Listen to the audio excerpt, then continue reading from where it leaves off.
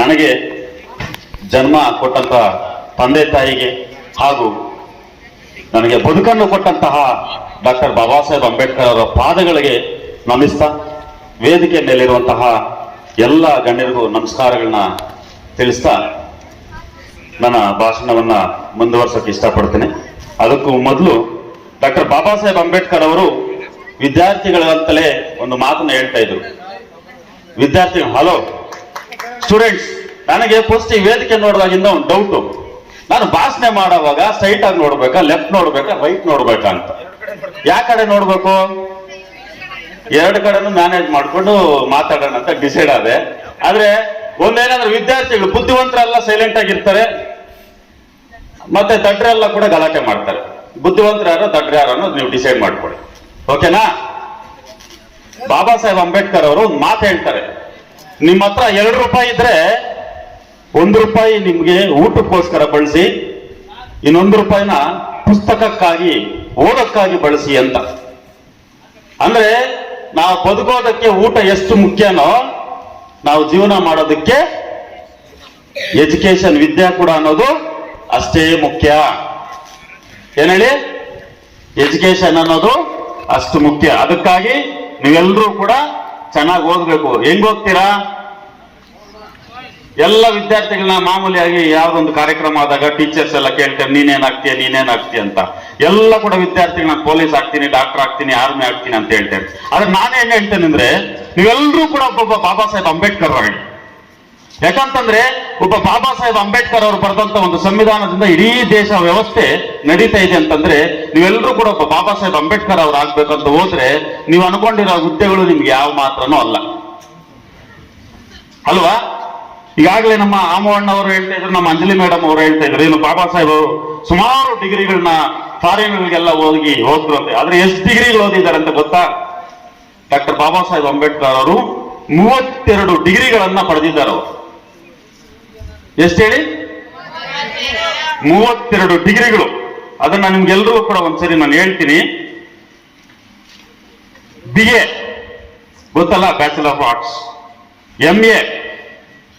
MA, MSc, LLB, PhD, DSc, LLD, D Litt, ಪಾರಾಟ್ಲಾ, LLM, MA in economics, MSc in economics, MA in sociology, MA in psychology, MA in history, MA in philosophy, MA in politics, MA in astrology, MA in psychology, MA in English literature, MA in German, MA in public administrative, MA in mathematics, MA in logistics, MA in comparative religions, MA in labor economics, MA in law and justice, MA in international law, MA in sociology in religion, MA in international economics, MA in political science, MA in economics of industries.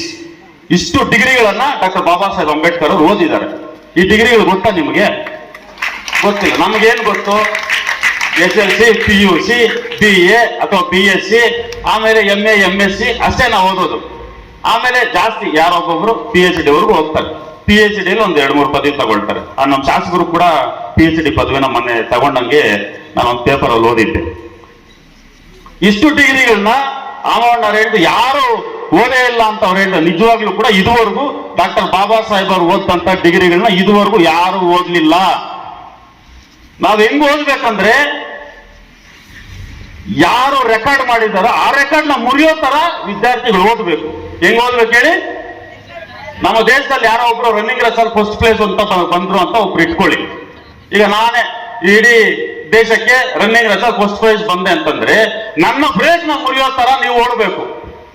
ಅದು ವಿದ್ಯಾರ್ಥಿಗಳಿಗೆ ಇರಬೇಕಾದಂತ ಮುಖ್ಯ ಲಕ್ಷಣ ಅಲ್ವಾ? ಈಗ ಏನಿವತ್ತು ಕಾರ್ಯಕ್ರಮ, ಪರಿಶಿಷ್ಟ ಜಾತಿ ಮತ್ತು ಪಂಗಡಗಳ ದೌರ್ಜನ್ಯ ಕಾಯ್ದೆ 1989 ಈ ಕಾಯ್ದೆ ಜಾರಿಗೆ ಬಂದಂಥದ್ದು. ಈ ಕಾಯ್ದೆ ಬಗ್ಗೆ ಹೇಳ್ಬೇಕಂತಂದ್ರೆ, ನಾನು ಈ ಸೋಷಿಯಲ್ ಮೀಡಿಯಾದಲ್ಲಿ ಗಮನಿಸ್ತಾ ಇರ್ಬೇಕಂದ್ರೆ ಒಂದು ವಿಡಿಯೋ ಬಂತು.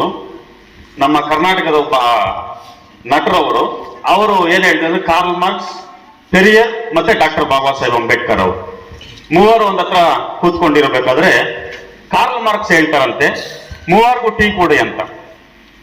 ಪೆರಿಯರ್ ಹೇಳ್ತಾರಂತೆ, ಮೂವರಿಗೂ ಒಂದೇ ಸಮಾನವಾದಂತ ಟೀ ಕೊಡು ಅಂತ, ಅಂದ್ರೆ ಈಕ್ವಲ್ ಆಗಿ ಟೀ ಕೊಡು ಅಂತ. ಡಾಕ್ಟರ್ ಬಾಬಾ ಸಾಹೇಬ್ ಅಂಬೇಡ್ಕರ್ ಅವರು ಹೇಳ್ತಾರಂತೆ ಮೂವರು ಒಂದೇ ಗ್ಲಾಸ್ನಲ್ಲಿ ಟೀ ಕೊಡು ಅಂತ. ಈ ಕಾಯ್ದೆ ಯಾಕೆ ಜಾರಿಗೆ ಬಂತಂದ್ರೆ ಎಲ್ಲರೂ ಕೂಡ ಈಕ್ವಲ್ ಆಗಿರ್ಬೇಕು ಅನ್ನೋ ಕಾರಣಕ್ಕೋಸ್ಕರ ಈ SC/ST ಪ್ರಿವೆನ್ಷನ್ ಆಕ್ಟ್ ನ ಜಾರಿಗೆ ತರ್ತಾರೆ. ಇದಕ್ಕೂ ಮೊದಲು 1955ರಲ್ಲಿ ಅಸ್ಪೃಶ್ಯತಾ ಆಚರಣೆ ತಡೆ ಅನ್ನೋ ಒಂದು ಕಾಯ್ದೆನ ಜಾರಿಗೆ ತರ್ತಾರೆ. ಅದಾದ್ಮೇಲೆ 1867ರಲ್ಲಿ ಏನು ನಾಗರಿಕ ಹಕ್ಕುಗಳ ಸಂರಕ್ಷಣಾ ಕಾಯ್ದೆ ಅನ್ನೋದನ್ನ ಜಾರಿಗೆ ತರ್ತಾರೆ.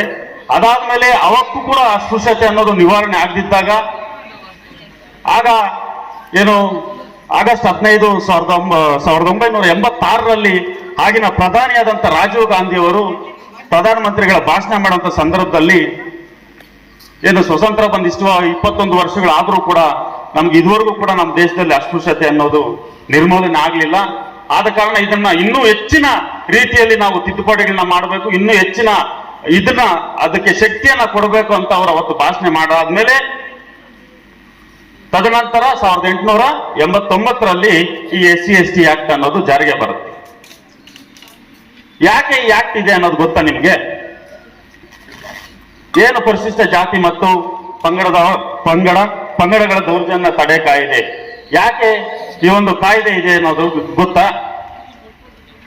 ಇವತ್ತಿಗೂ ಕೂಡ ನಮಗೆ ಸ್ವತಂತ್ರ ಬಂದು 79 ವರ್ಷಗಳು ಆಯ್ತು ಕಳೀತಾ ಇದ್ರು ಕೂಡ ಇವತ್ತಿಗೂ ನಾವು ಅಸ್ಪೃಶ್ಯತೆಯನ್ನ ಆಚರಣೆ ಮಾಡ್ತಾ ಇದೀವಿ. ಏನ್ ಅಸ್ಪೃಶ್ಯತೆ ಅಂತಂದ್ರೆ ಗೊತ್ತಾ ನಿಮ್ಗೆ? ಯಾರಿಗಾದ್ರೂ ಅಸ್ಪೃಶ್ಯತೆ ಅಂದ್ರೆ ಏನಂತ ಗೊತ್ತಾ? ಯಾಕಂದ್ರೆ ವಿದ್ಯಾರ್ಥಿಗಳು ಗೊತ್ತಾಗೋದಕ್ಕೆ ಸಾಧ್ಯ ಇಲ್ಲ. ಯಾಕಂತಂದ್ರೆ ನಮ್ಮ ದೇಶದಲ್ಲಿ ಸಮಾನತೆಯನ್ನ ಎಲ್ಲಾದ್ರೂ ಕಾಣಬಹುದು ಅಂತಂದ್ರೆ ಅದು ಕೇವಲ ಶಾಲೆಗಳಲ್ಲಿ ಮಾತ್ರ ಕಾಣಲಿಕ್ಕೆ ಸಾಧ್ಯ. ಯಾಕೆ ಗೊತ್ತಾ? ಎಲ್ಲರೂ ಒಂದೇ ಯೂನಿಫಾರ್ಮ್ ಅಲ್ಲಿ ಬರ್ತಾರೆ, ಎಲ್ಲಾ ಜಾತಿ ಜನಾಂಗದವರು ಧರ್ಮದವರು ಎಲ್ಲ ಒಂದೇ ಕ್ಲಾಸಲ್ಲಿ ಕೂತ್ಕೊಳ್ತಾರೆ, ಟೀಚರ್ಸ್ ಎಲ್ರಿಗೂ ಒಂದೇ ರೀತಿಯಾದಂತ ಪಾಠವನ್ನ ಹೇಳ್ತಾರೆ, ಒಂದೇ ಶಬ್ದದಲ್ಲಿ ಪಾಠವನ್ನ ಹೇಳ್ತಾರೆ. SC ಅವರಿಗೆ ಒಂದು ಶಬ್ದದಲ್ಲಿ, ಮೇಲ್ವರ್ಗದವ್ರಿಗೆ ಇನ್ನೊಂದು ಶಬ್ದದಲ್ಲಿ ಹೇಳಲ್ಲ ಅಲ್ವಾ? ಮತ್ತೆ ಇವಾಗ ಊಟ ಆಗ್ತಾ ಇರೋದ್ರೆ ಎಲ್ಲರೂ ಕೂಡ ಒಂದೇ ಸಮಾನವಾಗಿ ಡೈನಿಂಗ್ ಹಾಲಲ್ಲಿ ಕೂತ್ಕೊಂಡು ಎಲ್ಲರೂ ಕೂಡ ಒಂದೇ ಸಮಾನವಾಗಿ ಊಟ ಮಾಡ್ತಾರೆ. ಆದ್ರಿಂದ ವಿದ್ಯಾರ್ಥಿಗಳಿಗೆ ಈ ಕಾಯ್ದೆ ಬಗ್ಗೆ ಅಷ್ಟಾಗಿ ಗೊತ್ತಿರಲ್ಲ. ಮತ್ತೆ ನೀವು ಇನ್ನ ಕೂಡ ಸಾಮಾಜಿಕ ಒಂದು ವಿಚಾರಗಳ ಬಗ್ಗೆ ತಿಳ್ಕೊಳ್ಬೇಕಾಗಿರೋಂಥ ವಯಸ್ಸು ಕೂಡ ನಿಮ್ಗೆ ಇನ್ನ ಬರದೇ ಇರೋಂಥ ಕಾರಣದಿಂದ ನಿಮ್ಗೆ ಗೊತ್ತಿರ್ಲಿಕ್ಕೆ ಸಾಧ್ಯ ಇಲ್ಲ. ಅಸ್ಪೃಶ್ಯ ಅಂತಂದ್ರೆ ನೀನು ಮೇಲು, ನಾನು ಕೀಳು, ನೀನ್ ನನ್ನ ಟಚ್ ಮಾಡಬಾರ್ದು, ನೀನ್ ನಮ್ಮ ಬೀದಿಯಲ್ಲಿ ಹೋಗ್ಬಾರ್ದು, ನೀನ್ ನಮ್ಮ ಮನೆ ಒಳಗೆ ಬರಬಾರ್ದು, ನೀವು ನಮ್ಮ ದೇವಸ್ಥಾನದ ಒಳಗೆ ಬರಬಾರ್ದು, ನೀವು ಕೊಟ್ಟ ಊಟ ನಾನು ತಿನ್ನಬಾರ್ದು ಅಂತದಲ್ಲ, ಇದನ್ನೇ ಅಸ್ಪೃಶ್ಯತೆ ಅಂತೀವಿ. ಇವತ್ತಿಗೂ ಕೂಡ ನಿಮ್ದು ಸುಮಾರು ಬೇರೆ ಬೇರೆ ಹಳ್ಳಿಗಳಿಂದ ಬಂದಿರಬಹುದು. ಇವತ್ತಿಗೂ ಕೂಡ ನಮ್ಮ ಇದೇ ಬೇತ್ಮಂಗಲದಲ್ಲಿ ತಗೊಂಡ್ರೆ ಇಲ್ಲಿ ಒಂದೊಂದು ಏರಿಯಾಗೆ ಒಂದೊಂದು ದೇವಸ್ಥಾನ ಇದೆ.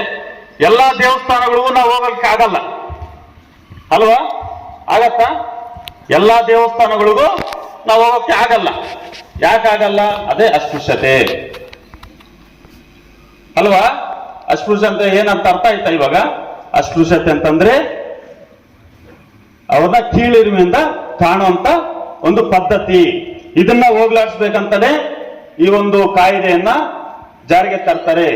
ಇದನ್ನ ಜಾರಿಗೆ ತರೋದಕ್ಕೋಸ್ಕರ ಇವತ್ತು ಕೂಡ ಸಮಾಜ ಕಲ್ಯಾಣ ಇಲಾಖೆ ಮತ್ತು ಹಲವಾರು ಇಲಾಖೆಗಳ ಮುಖಾಂತರ ವಿಭಿನ್ನವಾದಂತ ಕಾರ್ಯಕ್ರಮಗಳ ಮುಖಾಂತರ ಜನರಿಗೆ ಅರಿವನ್ನ ಮೂಡಿಸುವಂತ ಒಂದು ನಿಟ್ಟಿನಲ್ಲಿ ಇವತ್ತು ಸರ್ಕಾರಗಳು ಕೆಲಸ ಮಾಡ್ತಾ ಇದೆ. ಅದರಲ್ಲೂ ಹೆಚ್ಚಿನ ಒಂದು ಇದರಲ್ಲಿ ಸಮಾಜ ಕಲ್ಯಾಣ ಇಲಾಖೆ ಹಲವಾರು ರೀತಿಯಲ್ಲಿ ಬೀದಿ ನಾಟಕಗಳ ಮುಖಾಂತರ, ಈ ರೀತಿ ಶಾಲೆ ಕಾರ್ಯಕ್ರಮಗಳ ಮುಖಾಂತರ, ಮತ್ತೆ ಹಾಡುಗಳ ಮುಖಾಂತರ, ವಿಡಿಯೋಗಳ ಮುಖಾಂತರ ಬೇರೆ ಬೇರೆ ರೀತಿಯಲ್ಲಿ ಈ ಒಂದು ಕಾಯ್ದೆ ಬಗ್ಗೆ, ಸಮಾನತೆಯ ಬಗ್ಗೆ ಸಮಾಜ ಕಲ್ಯಾಣ ಇಲಾಖೆ ಇವತ್ತು ಕೆಲಸ ಮಾಡ್ಕೊಂಡು ಬರ್ತಾ ಇದೆ. ಅದರಲ್ಲೂ ಇವತ್ತಿನ ಏನು ನಮ್ಮ ಸಮಾಜ ಕಲ್ಯಾಣ ಇಲಾಖೆ ಸಚಿವರು ಇದ್ದಾರೆ ಮಹದೇವಪ್ಪ ಸರ್ ಅವರಂತೂ ತುಂಬಾ ಅತ್ಯುತ್ತಮವಾಗಿ ಅವರು ಕಾರ್ಯನಿರ್ವಹಿಸ್ತಾ ಇರೋದಕ್ಕೆ ನಾನು ಈ ವೇದಿಕೆ ಪರವಾಗಿ ಅವರಿಗೆ ಧನ್ಯವಾದಗಳು ಕೂಡ ಹೇಳಲಿಕ್ಕೆ ಇಷ್ಟಪಡ್ತೀನಿ. ಬಂಧುಗಳೇ, ಇದ್ರ ಜೊತೆಗೆ ಏನು ಇವತ್ತು ಈಗೆಲ್ಲ ಹೇಳ್ದೆ ನಿಮಗೆ, ಈಗ ನಮ್ದೇ ಬೇತ್ಮಂಗಲದಲ್ಲಿ ಇಲ್ಲಿ ಮೇಲಿನಪೇಟೆ ಒಂದು ಗಂಗಮ್ಮ ದೇವಸ್ಥಾನ ಅಂತಿದೆ. ಅಲ್ಲಿ ವರ್ಷಕ್ಕೊಮ್ಮೆ ಜಾತ್ರೆ ನಡೆಯುತ್ತೆ. ಆ ಗಂಗಮ್ಮ ದೇವಸ್ಥಾನದಲ್ಲಿ ಪೂಜೆ ಮಾಡೋದು ನಮ್ಮ ಪರಿಶಿಷ್ಟ ಜಾತಿಯವರೇ. ದೇವರಿಗೆ ಪೂಜೆ ಮಾಡೋದು, ಅಲಂಕಾರ ಮಾಡೋದು, ಆ ದೇವಸ್ಥಾನನ ನಿರ್ವಹಣೆ ಮಾಡೋದು ಎಲ್ಲರೂ ಕೂಡ ಪರಿಶಿಷ್ಟ ಜಾತಿಗೆ ಸಂಬಂಧಪಟ್ಟ SC ವ್ಯಕ್ತಿಗಳೇ. ಆದ್ರೆ ಆ ಜಾತ್ರೆ ದಿನ ಮಾತ್ರ ಎಲ್ಲಾ ವರ್ಗದವರು ಅಲ್ಲಿಗೆ ದೀಪಗಳನ್ನ ತಗೋ ಬರ್ತಾರೆ. ದೀಪಗಳನ್ನ ತಗೋ ಬರ್ಬೇಕಾದ್ರೆ ಏನ್ ಮಾಡ್ತಾರೆ ಅಂದ್ರೆ SC ಜಾತಿಗೆ ಸಂಬಂಧಪಟ್ಟಂತ ದೀಪಗಳು ಮಾತ್ರ ಒಂದು ಕಡೆ ಇರುತ್ತೆ, ಇತರೆ ಜಾತಿಗಳ ದೀಪಗಳೆಲ್ಲ ಒಂದು ಕಡೆ ಇದೆ. ಇವತ್ತಿಗೂ ಕೂಡ ಪ್ರೆಸೆಂಟ್ ಇವತ್ತಿಗೂ ಕೂಡ ಬೇರೆ ಜಾತಿ ದೀಪಗಳೆಲ್ಲ ಒಂದು ಕಡೆ ಇರುತ್ತೆ, SC ಜಾತಿಗಳ ದೀಪಗಳೆಲ್ಲ ಒಂದು ಕಡೆ ಇರುತ್ತೆ. ಈ ದೇವರಿಗೆ ಅಲಂಕಾರ ಮಾಡಿ ಪೂಜೆ ಮಾಡಿ ಮಂಗಳಾರತಿ ಮಾಡಿ ಎಲ್ಲ ಮಾಡುವಂತ ಈ SC ವ್ಯಕ್ತಿ ಯಾರಿದ್ದಾರೆ ಇವನು ಮಾತ್ರ ಅವ್ರ ತಟ್ಟೆಗಳನ್ನ ಮುಟ್ಟೋಂಗಿಲ್ಲ. ಆ ಸದ್ಯಕ್ಕೆ ಅವ್ರದೇ ಕುಲಸ್ಥರು ಬರ್ತಾರೆ, ಅವರ ಈ ಕಡೆ ಇರುವಂತ ಏನು ಮೇಲ್ಜಾತಿ ಅಂತ ಕರ್ಸ್ಕೊಳ್ಳುವಂತ ಜನರು ಯಾರಿದ್ದಾರೆ ಅವ್ರ ತಟ್ಟೆಗಳಲ್ಲಿ ಮುಟ್ಕೊಂಡು ಅವ್ರ ಪೂಜೆ ಮಾಡುವಂತದ್ದು ಅವ್ರ ಜಾತಿಯವರೇ ಮಾಡ್ತಾರೆ, SC ಅವರಿಗೆ SCವನೇ ಮಾಡ್ತಾರೆ. ಇದನ್ನ ಏನಂತಾರಂತಂದ್ರೆ ಅಸ್ಪೃಶ್ಯತೆ ಅಂತಾರೆ. ಅಂದ್ರೆ ಆ ದೇವರು ಪೂಜೆ ಮಾಡುವಂತ ವ್ಯಕ್ತಿನ ದೇವರೇ ಆತನ ಹತ್ರ ಪೂಜೆ ಮಾಡಿಸ್ಕೋಬೇಕಾದ್ರೆ ಈ ಕೀಳಾದ.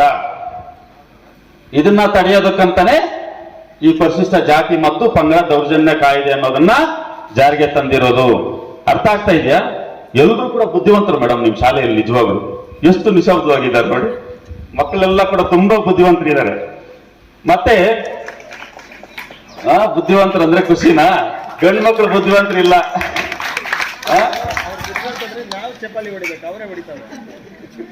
ಅದಕ್ಕಾಗಿ ವಿದ್ಯಾರ್ಥಿಗಳೇ, ನೀವೆಲ್ಲರೂ ಕೂಡ ಒಬ್ಬೊಬ್ಬ ಡಾಕ್ಟರ್ ಬಾಬಾ ಸಾಹೇಬ್ ಅಂಬೇಡ್ಕರ್ ಆಗಿರ್ಬೇಕು. ನೋಡಿ, ಇವತ್ತು ದೇಶದಲ್ಲಿ ಎಷ್ಟೋ ಜನ ಹುಟ್ಟುತ್ತಾರೆ, ಎಷ್ಟೋ ಜನ ಸಾಯ್ತಾರೆ. ಬಾಬಾ ಸಾಹೇಬ್ ಅಂಬೇಡ್ಕರ್ ಅವರು ಹುಟ್ಟಿ ಸತ್ತು ಎಷ್ಟೋ ವರ್ಷಗಳಾಯ್ತು. ಪೆರಿಯಾರ್ ಅವರ ಸತ್ತು ಎಷ್ಟೋ ವರ್ಷಗಳಾಯ್ತು. ನೀವು ಓದ್ಕೊಳ್ಳುವಂತ ಬುಕ್ಗಳಲ್ಲಿರುವಂತ ಕವಿಗಳು ಕುವೆಂಪು ಆಗಿರ್ಬೋದು, ದಾರೆ ಬೇಂದ್ರ ಆಗಿರ್ಬೋದು, ಅರಿಸ್ಟಾಟಲ್, ಅಡಮ್ ಸ್ಮಿತ್, ಇವರೆಲ್ಲ ಇತಿಹಾಸಕಾರರು, ಏನು ಅರ್ಥಶಾಸ್ತ್ರಜ್ಞರು, ಇವರೆಲ್ಲ ಸತ್ತು ಎಷ್ಟೋ ವರ್ಷಗಳಾದ್ರೂ ಕೂಡ ಇವತ್ತಿಗೂ ನಾವು ಅವ್ರನ್ನೆಲ್ಲ ಓದ್ತಾ ಇದ್ದೀವಿ ಅಂತಂದ್ರೆ ಕಾರಣ ಅವರು ಪುಸ್ತಕಗಳ ಮುಖಾಂತರ ಇವತ್ತಿಗೂ ಜೀವಂತವಾಗಿದ್ದಾರೆ. ನಾವು ಬದುಕಿದ್ದೀವಿ ಸತ್ತೋಗ್ತೀವಿ ಅನ್ನೋದಲ್ಲ, ಈ ಬದುಕಿರುವಂತ ದಿನಗಳಲ್ಲಿ ನಾವು ಏನ್ ಸಾಧನೆ ಮಾಡಿದ್ದೀವಿ ಅನ್ನೋದನ್ನ ನಾವೆಲ್ಲರೂ ಕೂಡ ಮುಂದಿನ ಪೀಳಿಗೆ ತೋರಿಸ್ಬೇಕಂತಂದ್ರೆ ನಾವೆಲ್ಲ ಕೂಡ ಬರೆಯೋದನ್ನ ಕಲಿಬೇಕು. ಇವತ್ತೇನು ಮಕ್ಕಳೆಲ್ಲ ಕೂಡ ಫೋನ್ಗಳಿಗೆ ತುಂಬಾನೇ ಅಡಿಕ್ಟ್ ಆಗ್ಬಿಟ್ಟು, ಇವತ್ತು ಈ ಸ್ಕೂಲಿಂದ ಹೋಗಿದ ತಕ್ಷಣ ಮನೇಲಿ ಫೋನ್ ಎತ್ಕೊಳ್ಳೋದು, ಫೇಸ್ಬುಕ್, ಇನ್ಸ್ಟಾಗ್ರಾಮ್ ಇಂತ ನೋಡೋದು, ರೀಲ್ಸ್ ಮಾಡೋದು, ಇದೇ ಕಲಿತಾ ಇದ್ದೀರಾ. ಆದ್ರೆ ಅದ್ರ ಬದಲಿಗೆ ಒಂದು 5 ನಿಮಿಷ ಒಂದು ಪುಸ್ತಕ ಎತ್ಕೊಳ್ಳಿ, ನಿಮ್ ಶಾಲೆ ಪುಸ್ತಕನ ಅಥವಾ ಬೇರೆ ಯಾವುದೋ ಒಂದು ಪುಸ್ತಕ ಎತ್ಕೊಳ್ಳಿ. ಆ ಪುಸ್ತಕನ ಒಂದು 5 ನಿಮಿಷ ಒಂದು ಪೇಪರ್ ಓದಿ. ಅದರಿಂದ ಕಣ್ಣಿಗೆಲ್ಲ ಎಫೆಕ್ಟ್ ಆಗುತ್ತೆ. ಇಂಟರ್ನೆಟ್ ಕ್ಲಾಸ್ಗಳಿಂದ ಅವ್ರು ಏನ್ ಮಾಡ್ತಾರೆ ಅಂದ್ರೆ, ಅಮ್ಮ ಹತ್ರ, ಅಮ್ಮ ನನಗೆ ಇವತ್ತು ಏನ್ ಆನ್ಲೈನ್ ಕ್ಲಾಸ್ ಇದೆ, ಮೊಬೈಲ್ ಕೊಡು ಅಂತ ತಗೊಂಡು ರೂಮಲ್ಲಿ ಕೂತ್ಕೊಂಡು ಆನ್ಲೈನ್ ಕ್ಲಾಸ್ ಸೈಡಿಗೆ ತಳ್ಳಿ ಇದನ್ನ ಒಂದು ಸೈಡಲ್ಲಿ ನೋಡ್ತಾ ಇರ್ತಾರೆ, ಏನೋ ಇನ್ಸ್ಟಾಗ್ರಾಮ್ ರೀಲ್ಗಳು ಮಾಡ್ತಾ ಇರ್ತಾರೆ. ಮಕ್ಕಳು ಆದಷ್ಟು ಫೋನ್ಗಳಿಂದ ಸ್ವಲ್ಪ ದೂರ ಇರಿ. ನೀವು ಫೋನ್ಗಳಲ್ಲಿ ಕೂಡ ಕಲಿಯೋದಿದೆ, ಅದರಲ್ಲೂ ಕೂಡ ಈಗ ನಾನು ಇಲ್ಲಿ ಕೂತ್ಕೊಂಡು ಇವಾಗ ಇಷ್ಟೊತ್ತು ನಿಮ್ ಡಾಕ್ಟರ್ ಬಾಬಾ ಸಾಹೇಬ್ ಅಂಬೇಡ್ಕರ್ ಡಿಗ್ರಿಗಳ ಬಗ್ಗೆ ಹೋದೆ. ನನಗೂ ಅಷ್ಟು ಡಿಗ್ರಿಗಳು ಒಂದೇ ಸರಿ ಹೇಳಕ್ಕಾಗಲ್ಲ. ನಾನು ಕೂಡ ಗೂಗಲ್ ತೆಗೆದು ಡೌನ್ಲೋಡ್ ಮಾಡ್ಕೊಂಡೆ ಇಲ್ಲಿ ಕೂತ್ಕೊಂಡು. ಇಂಥದನ್ನ ಡೌನ್ಲೋಡ್ ಮಾಡ್ಕೊಳ್ಳಿ, ಇಂಥದನ್ನ ಓದಿ ಮೊಬೈಲ್ಗಳಿಂದ. ಅರ್ಥ ಆಗ್ತಾ ಇದೆಯಾ? ಆದ್ರೆ ಈ ರೀಲ್ಸ್ ಮಾಡೋದು, ಈ ಫೇಸ್ಬುಕ್ ನೋಡೋದು, ಇದರಿಂದ ಏನು ಯೂಸ್ ಇಲ್ಲ. ನಿಮಗೇನು ಎಕ್ಸಾಮ್ ಅಲ್ಲಿ ಬರೆಯೋದಕ್ಕೆ ಒಂದು ಅಂಕದ ಪ್ರಶ್ನೆ ಕೂಡ ಕೊಡಲ್ಲ. ಫೇಸ್ಬುಕ್ ಬಗ್ಗೆ ಕೊಡ್ತಾರ ಮೇಡಮ್? ಕೊಡೋದಿಲ್ಲ. ಆದ ಕಾರಣ ಏನಂದ್ರೆ ಪುಸ್ತಕನ ಓದಿ ಅಥವಾ ನ್ಯೂಸ್ ಪೇಪರ್ ಓದಿ. ಒಂದು ನ್ಯೂಸ್ ಪೇಪರ್ ಓದೋದ್ರಿಂದ ಇಡೀ ರಾಜ್ಯದಲ್ಲಿ ಏನಾಗ್ತಾ ಇದೆ ಗೊತ್ತಾಗುತ್ತೆ, ಇಡೀ ದೇಶದಲ್ಲಿ ಏನ್ ನಡೀತಾ ಇದೆ ಗೊತ್ತಾಗ್ತಾ ಇದೆ. ಇವತ್ತು ಮೊನ್ನೆ ಉತ್ತರ ಪ್ರದೇಶದಲ್ಲಿ ಏನೊಬ್ಬ ದಲಿತ ಯುವಕನಿಗೆ ಮದುವೆ ಆಗ್ಬೇಕಂತಂದ್ರೆ ಅಲ್ಲಿ ತುಂಬಾ ಅಸ್ಪೃಶ್ಯತೆ ಆಚರಣೆಯನ್ನ ಮಾಡ್ತಾರೆ. ಆ ದಲಿತ ಯುವಕ ಮದುವೆ ಮೆರವಣಿಗೆಗಂತ ಅಲ್ಲಿ ಕುದುರೆ ಮೇಲೆ ಮೆರವಣಿಗೆ ಮಾಡೋದು ಒಂದು ಸಂಪ್ರದಾಯ. ಈ ತರ ಕುದುರೆ ಮೇಲೆ ಮೆರವಣಿಗೆ ಮಾಡಿದ್ರೆ ಆ ಗಂಡ ಏನು ಮದುವೆ ವರನನ್ನ ಕುದುರೆ ಮೇಲೆ ಸವಾರಿ ಮಾಡಿದ್ರೆ ಅಲ್ಲಿನ ಮೇಲ್ವರ್ಗದವರು ಅವ್ರನ್ನ ಹೊಡಿತಾ ಇದ್ರು, ಬಡಿತಾ ಇದ್ರು, ಹಿಂಸೆಗೆ ಒಳಪಡಿಸ್ತಾ. ಇಂಥದ್ದಾಗಬಾರ್ದಂತ ಒಂದು ಮದುವೆ ಗಂಡಿಗೆ ಅಲ್ಲಿನ ಸರ್ಕಾರ 140 ಪೊಲೀಸರನ್ನ ರಕ್ಷಣೆಗೆ ಕೊಟ್ಟಿದೆ. 140 ಪೊಲೀಸರನ್ನ, ಒಬ್ಬ ವ್ಯಕ್ತಿಗೆ ರಕ್ಷಣೆ ಕೊಡ್ಲಿಕ್ಕೆ ಸರ್ಕಾರ 140 ಪೊಲೀಸರನ್ನ ರಕ್ಷಣೆ ಕೊಟ್ಟಿದೆ ಅಂತಂದ್ರೆ ಅದಕ್ಕೆ ಕಾರಣ ಡಾಕ್ಟರ್ ಬಾಬಾ ಸಾಹೇಬ್ ಅಂಬೇಡ್ಕರ್ ಕೊಟ್ಟಂತ ಸಂವಿಧಾನ. ಅದಕ್ಕೆ ಕಾರಣ ಪರಿಶಿಷ್ಟ ಜಾತಿ ಮತ್ತು ಪಂಗಡಗಳ ದೌರ್ಜನ್ಯ ಕಾಯ್ದೆ ತಡೆ ಏನಿದೆಯೇ 1989 ಕಾಯ್ದೆ. ಈ ಕಾಯ್ದೆಯಿಂದಲೇ ಒಬ್ಬ ವ್ಯಕ್ತಿ, ಕಾಮನ್ ಪರ್ಸನ್ 140 ಜನರ ಪೊಲೀಸ್ ರಕ್ಷಣೆಯೊಂದಿಗೆ ಅವನು ಮೆರವಣಿಗೆ ಹೋಗ್ತಾನಂತಂದ್ರೆ ಈ ದೇಶದ ಸಂವಿಧಾನ ನಮ್ಮೆಲ್ಲರಿಗೂ ಕೂಡ ಎಷ್ಟು ರಕ್ಷಣೆ ಕೊಡ್ತಾ ಇದೆ ಅನ್ನೋದನ್ನ ತಾವೆಲ್ಲರೂ ಕೂಡ ತಿಳ್ಕೋಬೇಕಾಗತ್ತೆ ವಿದ್ಯಾರ್ಥಿಗಳೇ. ಹೌದಾ ಅಲ್ವಾ? ಇವತ್ತು ನೀವೆಲ್ಲರೂ ಕೂಡ ಇಲ್ಲಿ ಓದ್ಕೊಳ್ತಾ ಇದ್ದೀರಾ, ಹೌದಾ?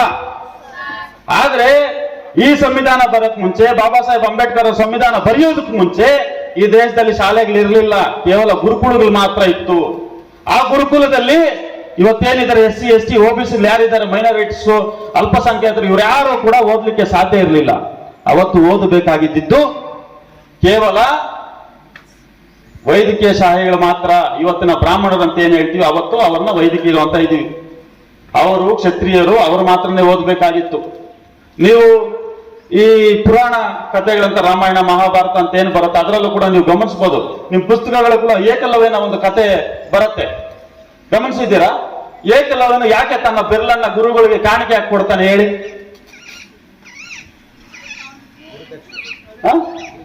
ಯಾಕೆ ತನ್ನ ಹೆಬ್ಬೆರಳನ್ನೇ ಗುರುದಕ್ಷಿಣೆ ಹಾಕಿ ಕೇಳಬೇಕಾಗಿತ್ತು? ಅಂದ್ರೆ ಕ್ಷತ್ರಿಯನಿಗಿಂತ ಒಬ್ಬ ಶೂದ್ರನು ವಿದ್ಯೆ ಕಲಿಯಕ್ಕೆ ಅನರ್ಹನಾಗಿದ್ದ. ಆದ ಕಾರಣ ಇವನೆಂಗೋ ಅಲ್ಲಿ ಏನು ಗುರುಗಳು ಹೇಳ್ಕೊಡ್ತೀರ ಇದ್ರನ್ನು ಇವನ ಒಂದು ಕಲೀಲೇಬೇಕು ಅನ್ನೋ ಒಂದು ಆಸಕ್ತಿಯಿಂದ ಗುರುವಿನ ಒಂದು ಪ್ರತಿಮೆಯನ್ನ ಮುಂದಿಟ್ಕೊಂಡು ದೂರದಿಂದ ಮರಗಳಲ್ಲಿ ಹತ್ತು ನೋಡ್ಕೊಂಡು ವಿದ್ಯೆಯನ್ನ ಕಲಿತ. ಎಂತ ವಿದ್ಯೆಯನ್ನ ಕಲಿತಂತ ಅವ್ರ ಗುರುಗಳೇ ಶಾಕ್ ಆಗೋ ತರ ಆ ವಿದ್ಯೆಯನ್ನ ಕಲಿತಾನೆ. ಆದ್ರೆ ಈ ಮೇಲ್ವರ್ಗದ ಕ್ಷತ್ರಿಯ ಜನರು ಈ ವಿದ್ಯೆಯನ್ನ ಸಹಿಸಿಕೊಳ್ಳಕ್ಕಾಗದೆ ಅವನ ಹೆಬ್ಬೆರಳನ್ನ ಕಾಣಿಕೆಯಾಗಿ ಪಡಿತಾರೆ. ಅಲ್ಲಿಗೆ ಅವನು ಬಿಲ್ವಿದ್ಯೆ ಮಾಡ್ಲಿಕ್ಕೆ ಅವನ ಶಕ್ತಿಯನ್ನು ಕಳ್ಕೊಳ್ತಾನೆ. ಅರ್ಥ ಆಗ್ತಾ ಇದೆಯಾ? ಮತ್ತೆ ರಾಮಾಯಣದಲ್ಲೂ ಕೂಡ ಶಂಭುಕನ ತಲೆಯನ್ನ ಕಡಿತಾರೆ. ಯಾಕೆ ಕಡಿತಾರೆ ಗೊತ್ತಾ?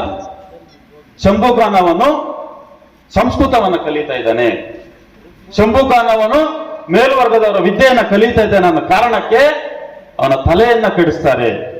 ಇಂಥ ಒಂದು ಅಸ್ಪೃಶ್ಯತೆ ಆಚರಣೆ ಸಂದರ್ಭದಲ್ಲಿ ಡಾಕ್ಟರ್ ಬಾಬಾ ಸಾಹೇಬ್ ಅವರ ಎಲ್ಲ ಕಷ್ಟಗಳನ್ನ ಮೆಟ್ಟು ನಿಂತು ಅವ್ರು ನಮಗೆ ಇಂಥ ಸಂವಿಧಾನವನ್ನ ಇಂಥ ಸುಂದರ ಬದುಕನ್ನ ಕೊಟ್ಟಿದ್ದಾರೆ. ಅದಕ್ಕೆ ನಾನು ಆಗ್ಲೇ ಭಾಷಣ ಮುಂದೆ ಪ್ರಾರಂಭ ಮಾಡೋದಕ್ಕೆ ಮುಂಚೆನೆ ನನಗೆ ಜನ್ಮ ಕೊಟ್ಟಂತ ತಂದೆ ತಾಯಿಗೆ ಬದುಕನ್ನು ಕೊಟ್ಟಂತ ಬಾಬಾ ಸಾಹೇಬ್ ಅಂಬೇಡ್ಕರ್ ಅವರಿಗೆ ಪಾದಗಳಿಗೆ ನಮಸ್ಕಾರ ಅಂತ ಹೇಳಿ. ಯಾಕೆ ಹೇಳಿ? ಇವತ್ತು ನನಗೆ ತಂದೆ ತಾಯಿನ ನನಗೆ ಜನ್ಮ ಕೊಟ್ಟಿರ್ಬೋದು, ಆದ್ರೆ ಈ ವೇದಿಕೆಯಲ್ಲಿ ನಿಂತು ನಾನು ಕೂಡ ಒಂದಷ್ಟು ಓದ್ಕೊಂಡು ಒಳ್ಳೆಯ ಜೀವನ ನಡೆಸ್ತಾ ಇದ್ದೀನಿ, ಇಂಥ ಗಣ್ಯ ವ್ಯಕ್ತಿಗಳ ಮಧ್ಯೆ ನಾನು ಕೂಡ ನಿಂತ್ಕೊಂಡು ಮಾತಾಡ್ತಾ ಇದ್ದೀನಿ ಅಂತಂದ್ರೆ ಅದಕ್ಕೆ ಕಾರಣ ಮಾತ್ರ ಡಾಕ್ಟರ್ ಬಾಬಾ ಸಾಹೇಬ್ ಅಂಬೇಡ್ಕರ್ ಅವರೇ. ಯಾಕಂದ್ರೆ ನನ್ನ ತಂದೆ ಓದ್ಕೊಂಡಿಲ್ಲ, ಅವ್ರು ಓದಂತ ಪರಿಸ್ಥಿತಿಯಲ್ಲಿ ಅವ್ರು ಇರಲಿಲ್ಲ. ಅವ್ರ ತಂದೆ ಅವರು ಇವ್ರನ್ನ ಓದಿಸುವಂತ ಪರಿಸ್ಥಿತಿಯಲ್ಲಿ ಇರಲಿಲ್ಲ. ಅವ್ರ ತಂದೆ ನಮ್ಮ ತಾತ ಅವರು ಓದ್ಕೊಂಡಿರ್ಲಿಲ್ಲ. ಯಾಕಂತಂದ್ರೆ ಅವತ್ತಿನ ಪರಿಸ್ಥಿತಿಗಳು ಹಂಗಿತ್ತು. ಹೆಂಗಿತ್ತು ಅಂತಂದ್ರೆ ಅವತ್ತು ಆಗಿನ ಕಾಲದಲ್ಲಿ ಏನ್ ಸ್ವಾತಂತ್ರ್ಯ ಪೂರ್ವದಲ್ಲಿ ನಾವೇನಾದ್ರೂ ಒಂದು ರಸ್ತೆಯಲ್ಲಿ ಓಡಾಡಬೇಕಾದ್ರೆ ಮಧ್ಯಾಹ್ನ 12 ಗಂಟೆಯಲ್ಲಿ ಮಾತ್ರನೇ ಓಡಾಡಬೇಕಾಗಿತ್ತು. ಯಾಕೆ ಮಧ್ಯಾಹ್ನ 12 ಗಂಟೆಯಲ್ಲಿ ಮಾತ್ರ ನಾವು ಓಡಾಡಬೇಕಾಗಿತ್ತು ಅಂತಂದ್ರೆ ಆಗ ಸೂರ್ಯ ನಮ್ಮ ತಲೆಯ ನೇರವಾಗಿರ್ತಾನೆ, ನಮ್ಮ ನೆರಳು ಭೂಮಿ ಮೇಲೆ ಬೀಳೋದಿಲ್ಲ. ಆ ಸಮಯದಲ್ಲಿ ಮಾತ್ರ ನಾವು ಓಡಾಡಬೇಕಾಗಿತ್ತು. ಉಳಿದಂತ ಸಮಯದಲ್ಲಿ ನಾವು ಓಡಾಡೋದನ್ನ ನಿಷೇಧ ಮಾಡಿದ್ರು. ತದನಂತರ ಕತ್ತಿಗೆ ಒಂದು ಮಡಕೆನ ಒಂದು ಚಿಪ್ಪನ್ನ ಕಟ್ಕೊಳ್ಬೇಕಾಗಿತ್ತು, ಸೊಂಟಕ್ಕೆ ಒಂದು ಪರಕೆಯನ್ನ ಕಟ್ಕೋಬೇಕಾಗಿತ್ತು, ಕೈಗೆ ಒಂದು ದಾರವನ್ನ ಕಟ್ಕೋಬೇಕಾಗಿತ್ತು, ಕೈಯಲ್ಲಿ ಒಂದು ಕೋಲನ್ನ ಇಟ್ಕೊಂಡು ಆ ಕೋಲಿಗೆ ಒಂದು ಗೆಜ್ಜೆಯನ್ನ ಕಟ್ಕೊಂಡು ಹೋಗ್ಬೇಕಾಗಿತ್ತು. ಯಾಕಂತಂದ್ರೆ ಕೋಲಿಗೆ ಗೆಜ್ಜೆ ಹಾಕಿಡ್ತಾರೆ ಅಂದ್ರೆ ನಾವು ಓಡಾಡುವಾಗ ಶಬ್ದದಿಂದ ಸೂದ್ರು ಬರ್ತಾ ಇದ್ದಾನೆ ದೂರ ಹೋಗಿ ಅಂತ ಜನ ಎಲ್ಲ ದೂರ ಹೋಗ್ತಾ ಇದ್ರು, ಮೇಲ್ವರ್ಗದವರೆಲ್ಲ. ಕತ್ತಿಗೆ ಚಿಪ್ಪೆ ಕಟ್ಕೊಳ್ತಾ ಇದ್ದ ಅಂದ್ರೆ ನಾವು ನೆಲದ ಮೇಲೆ ಎಂಜಲು ಹೋಗಿರ್ಲಿಲ್ಲ. ನೀನೇನಾದ್ರೂ ನೆಲದ ಮೇಲೆ ಎಂಜಲು ಹೋಗಿಬಿಟ್ಟಿದೆ ಇಡೀ ಭೂಮಿ ಎಲ್ಲ ಕೂಡ ಮಲಿನ ಆಗ್ಬಿಡ್ತಾ ಇತ್ತು. ಇದು ಅವತ್ತಿನ ಅಸ್ಪೃಶ್ಯತೆ. ಇವತ್ತು ನಮ್ಮ ದೇಶದ ಮಹಿಳೆಯರ ಹೆಸರು ಎಲ್ಲರೂ ಕೂಡ ಸುಂದರವಾದಂತ ಉಡುಪುಗಳನ್ನ ಧರಿಸ್ತಾರೆ. ಆದ್ರೆ ಅವತ್ತಿನ ಕಾಲಕ್ಕೆ ಏನು ಬ್ಲೌಸ್ ಅಂತೀವಿ ರವಿಕೆ, ಅದನ್ನ ಕೂಡ ಧರಿಸೋಂಗಿರ್ಲಿಲ್ಲ ಈ ದೇಶದಲ್ಲಿ. ಅಷ್ಟೊಂದು ದೌರ್ಜನ್ಯವಾದಂತ ಅಸ್ಪೃಶ್ಯತೆಯನ್ನು ಆಚರಣೆ ಮಾಡ್ತಾ ಇದ್ರು.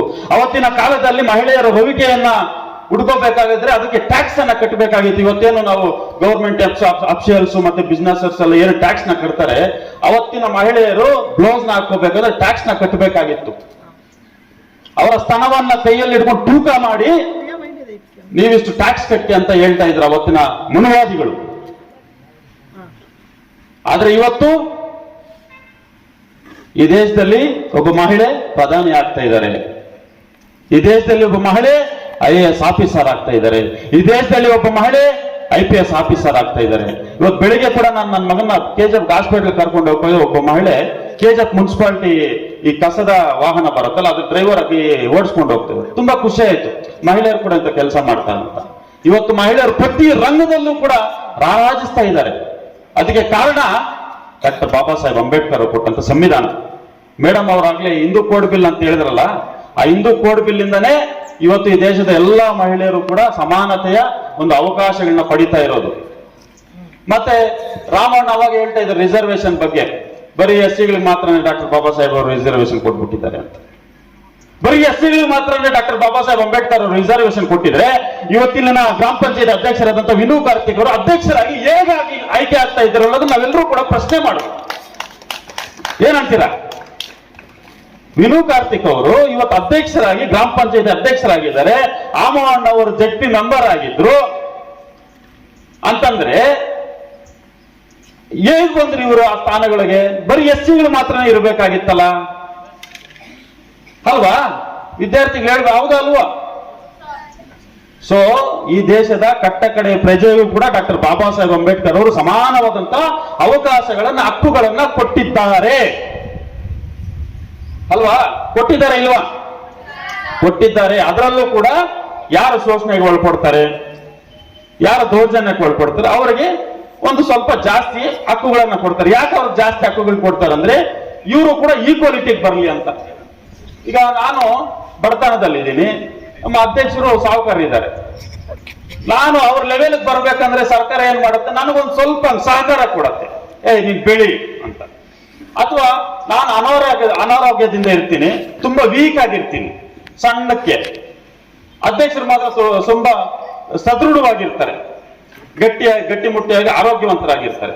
ಸರ್ಕಾರ ಏನ್ ಮಾಡುತ್ತೆ, ನಾನು ಒಂದೆರಡು ಆಪಲ್ ಕೊಟ್ಬಿಟ್ಟು ತಿಂದು ನೀನು ಕೂಡ ಅಧ್ಯಕ್ಷರ ತರ ಸದೃಢವಾಗಿ ಗಟ್ಟಿಮುಟ್ಟಿಯಾಗಿರೋದು. ಇದು ಯಾಕೆ ಕೊಡ್ತು ಸರ್ಕಾರ ರಿಸರ್ವೇಶನ್ ಅಂತ ಯಾಕೆ ಕೊಡ್ತು ಅಂತಂದ್ರೆ ಎಲ್ಲರೂ ಕೂಡ ಈಕ್ವಾಲಿಟಿ ಆಗಿರ್ಬೇಕು, ಎಲ್ಲರೂ ಕೂಡ ಸಮಾನತೆಯಿಂದ ಇರಬೇಕು ಅಲ್ವಾ? ಎಲ್ಲರೂ ಸಮಾನತೆಯಿಂದ ಇರ್ಬೇಕಾ ಬೇಡವಾ? ಇರಬೇಕು ಅಂತ ಮೀಸಲಾತಿಯನ್ನು ಕೊಟ್ಟಿರೋದೇ ಹೊರತು ಅದು ಕೇವಲ ಎಸ್ಸಿಗಳಿಗೆ ಮಾತ್ರನೋ, ಎಸ್ಟಿಗಳಿಗೆ ಮಾತ್ರನೋ, OBCಗಳಿಗೆ ಮಾತ್ರನೋ, ಜನರಲ್ ಅವ್ರಿಗೆ ಮಾತ್ರನೋ, ಕ್ಯಾಟಗಿರಿ 2A 2B ಅವ್ರಿಗೆ ಮಾತ್ರನೋ ಅಲ್ಲ. ಎಲ್ರಿಗೂ ಸಮಾನವಾದಂತ ಅವಕಾಶಗಳನ್ನ ಡಾಕ್ಟರ್ ಬಾಬಾ ಸಾಹೇಬ್ ಅಂಬೇಡ್ಕರ್ ಅವರು ಕೊಟ್ಟಿದ್ದಾರೆ ಅಲ್ವಾ? ಕೊಟ್ಟಿದ್ದಾರೆ. ಆದ ಕಾರಣ ನಿಮ್ಮ ಊರುಗಳಲ್ಲಿ ಬೇರೆ ಬೇರೆ ರೀತಿಯಲ್ಲಿ ಅಸ್ಪೃಶ್ಯತೆ ಆಚರಣೆ ಮಾಡಿದ್ರೆ ತಾವೆಲ್ಲರೂ ಕೂಡ ಏನು ಪೊಲೀಸ್ ಇಲಾಖೆಗೆ ಕಂಪ್ಲೇಂಟ್ ಮಾಡಬಹುದು. ಇವತ್ತು ಈ ಒಂದು ಕಾರ್ಯಕ್ರಮ ಮುಖ್ಯವಾಗಿ ಬೇತ್ಮಂಗಲ ಪೊಲೀಸ್ ಠಾಣೆ PSI ಅವರು ಆಗಿರ್ಬೋದು ಅಥವಾ CPI ಅವರು ಆಗಿರ್ಬೋದು ಬರಬೇಕಾಗಿತ್ತು.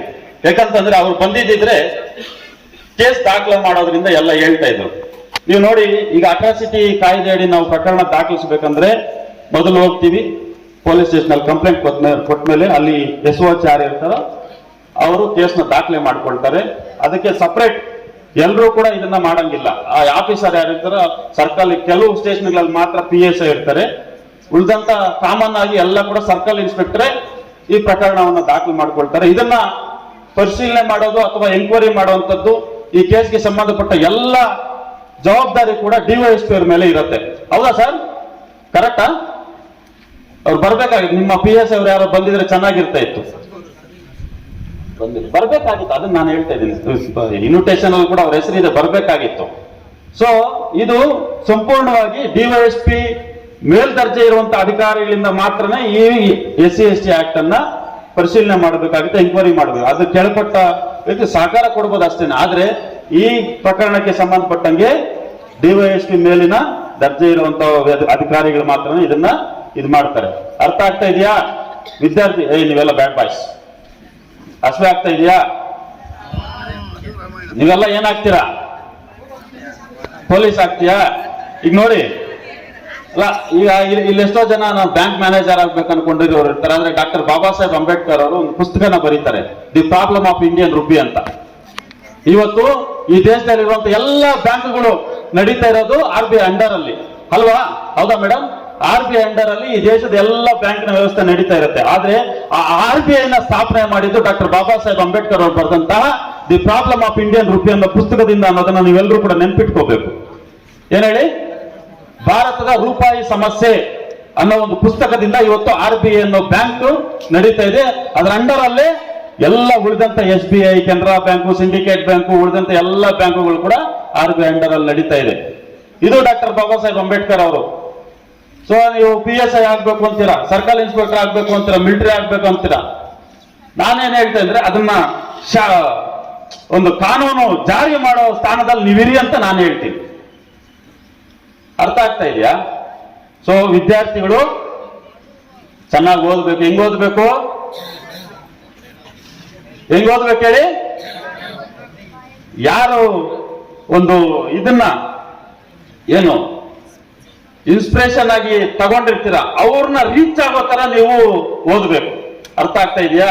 ಮತ್ತೆ ವಿಶೇಷವಾಗಿ ವಿದ್ಯಾರ್ಥಿಗಳಿದ್ದೀರಾ, ಇಲ್ಲಿ ನೋಡಿ, ನಿಮ್ಮ ಸಹಪಾಠಿಗಳು ಯಾರಾದ್ರೂ ಶಾಲೆಗೆ ಬಂದಿಲ್ಲ, ಅವ್ರು ಕೂಲಿ ನಾಲಿಗೆ ಹೋಗ್ತಾ ಇದ್ದಾರೆ ಅಂತಂದ್ರೆ ಅದು ಬಾಲ ಕಾರ್ಮಿಕ ಪದ್ಧತಿ ಅಡಿಯಲ್ಲಿ ಕಾನೂನು ಅಪರಾಧ. ಅಂತ ಮಕ್ಕಳು ಯಾರಾದ್ರೂ ಇದ್ರೆ ದಯವಿಟ್ಟು ನಿಮ್ಮ ಶಾಲೆ ಮುಖ್ಯೋಪಾಧ್ಯಾಯರಿಗೆ ಶಿಕ್ಷಕರಿಗೂ ತಿಳಿಸಿ. ಮತ್ತೆ ನಿಮ್ಮಲ್ಲಿ ಯಾರಾದ್ರೂ ಮಕ್ಕಳಿಗೆ ವಿವಾಹ ನಿಶ್ಚಯ ಮಾಡಿದ್ದಾರೆ, ಮದುವೆ ಮಾಡ್ತಾ ಇದ್ದಾರೆ ಅಂತಂದ್ರೆ ಅದು ಬಾಲ್ಯ ವಿವಾಹ ಅಪರಾಧ ಆಗತ್ತೆ. 18 ವರ್ಷ ಕೆಳಪಟ್ಟಂತ ಹೆಣ್ಣು ಮಕ್ಕಳಿಗೆ ಯಾರಿಗೂ ಕೂಡ ಮದುವೆ ಮಾಡೋಂಗಿಲ್ಲ. ಅಂತದ್ ಯಾವ್ದಾದ್ರು ನಿಮ್ಮ ಸ್ನೇಹಿತರಿಗೆ ಯಾರಿಗಾದ್ರೂ ಆಗ್ತಾ ಇದ್ರೆ ಅದನ್ನ ದಯವಿಟ್ಟು ನಿಮ್ಮ ಶಿಕ್ಷಕರಿಗೂ ಅಥವಾ ನಿಮ್ಮ ಅಂಗನವಾಡಿ ಟೀಚರ್ಗೂ ಯಾರಿಗಾದ್ರೂ ಹಿರಿಯರಿಗೂ ಗ್ರಾಮ ಪಂಚಾಯತಿಯವ್ರಿಗೂ ದಯವಿಟ್ಟು ತಿಳಿಸಿ. ಅರ್ಥ ಆಗ್ತಾ ಇದೆಯಾ? ಇಂಥದನ್ನೆಲ್ಲ ಕೂಡ ನೀವು ತಡಿಬಹುದು. ನೀವು ಪ್ರಶ್ನೆ ಮಾಡೋ ತಕ್ಷಣ ಇವತ್ತು ನೀವು ಬರೀ ನಾನು ವಿದ್ಯಾರ್ಥಿ, ನಾನು 8ನೇ ಕ್ಲಾಸ್ ಓದ್ತಾ ಇದ್ದೀನಿ, 9ನೇ ಕ್ಲಾಸ್ ಓದ್ತಾ ಇದ್ದೀನಿ, ನಮ್ಗೇನ್ ಗೊತ್ತು? ನಿನಗೂ ಕೂಡ ಪ್ರಶ್ನೆ ಮಾಡೋ ತಕ್ಕನ ಡಾಕ್ಟರ್ ಬಾಬಾ ಸಾಹೇಬ್ ಅಂಬೇಡ್ಕರ್ ಅವರು ಕೊಟ್ಟಿದ್ದಾರೆ. ವಾಕ್ ಸ್ವಾತಂತ್ರ್ಯವನ್ನ ಕೊಟ್ಟಿದ್ದಾರೆ, ಸಮಾನತೆ ಹಕ್ಕುಗಳನ್ನ ಕೊಟ್ಟಿದ್ದಾರೆ. ಈ ಅಡಿಯಲ್ಲಿ ನೀವು ಕೂಡ ಪ್ರತಿಯೊಂದನ್ನು ಪ್ರಶ್ನೆ ಮಾಡಬಹುದು. ನಿಮ್ಮೂರಲ್ಲಿ ಯಾವುದೋ ಒಂದು ಭ್ರಷ್ಟಾಚಾರ ನಡೀತಾ ಇದೆ, ನನಗೇನು ಗೊತ್ತು ಅಂತ ನೀವು ಸುಮ್ಮನೆ ಇರಂಗಿಲ್ಲ. ನೀವು ಕೂಡ ಅದನ್ನ ಪ್ರಶ್ನೆ ಮಾಡಬಹುದು. ಆಯ್ತಾ? ಈ ನಿಟ್ಟಿನಲ್ಲಿ ತಾವೆಲ್ಲರೂ ಕೂಡ ಚೆನ್ನಾಗಿ ಓದ್ಕೊಂಡು ಡಾಕ್ಟರ್ ಬಾಬಾ ಸಾಹೇಬ್ ಅಂಬೇಡ್ಕರ್ ಅವರಂತೆ ಎಲ್ಲರೂ ಕೂಡ ಆಗ್ಲಿ ಅಂತ ಆಶಿಸ್ತಾ ನನ್ನ ಮಾತಿಗೆ ವಿರಾಮವನ್ನ ಹೇಳ್ತಾ ಇದ್ದೀನಿ. ಎಲ್ರಿಗೂ ಒಳ್ಳೇದಾಗ್ಲಿ. ನನಗೆ ಅವಕಾಶ ಕೊಟ್ಟಂತೆ ಎಲ್ರಿಗೂ ವಂದಿಸ್ತಾ ಜೈ ಭೀಮ್, ಜೈ ಪ್ರಬುದ್ಧ ಭಾರತ. ತುಂಬಾ ಅದ್ಭುತವಾಗಿ ನಮ್ಮ